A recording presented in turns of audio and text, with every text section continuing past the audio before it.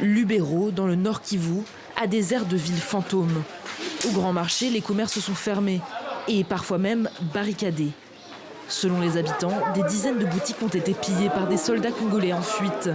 Ce commerçant est soulagé, son magasin est intact. Les boutiques qui ont été pillées, c'est surtout celles où l'on vend des téléphones, des habits, des mallettes. Depuis une semaine, les combats ont repris dans le territoire de Lubero.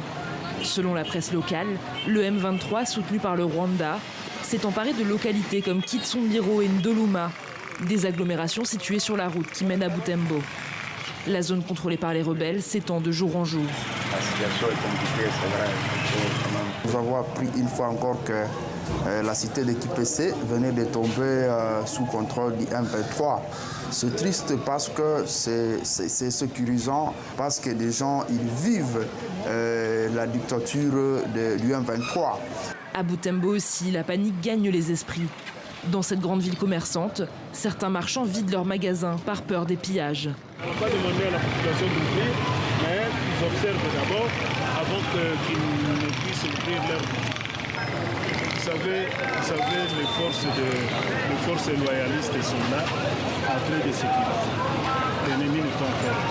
Plus au nord encore, à Beni, des soldats ougandais ont été aperçus partant en direction de Lubero. Mais leur présence interroge les habitants. On ne sait pas si l'armée ougandaise joue vraiment quel rôle dans les opérations qui se passent chez nous. Bien qu'ils soient en train de renforcer leurs troupes, l'ADF continue à tuer les gens à semer terreur à territoire de Beni et une partie du territoire de Lubero. Les agresseurs du M23 continuent à progresser sans être arrêtés. Donc on est en train de se demander, réellement, ils sont là pour nous aider ou alors ils ont un autre agenda, un agenda caché. Lubero représente le dernier verrou stratégique avant Butembo et Beni.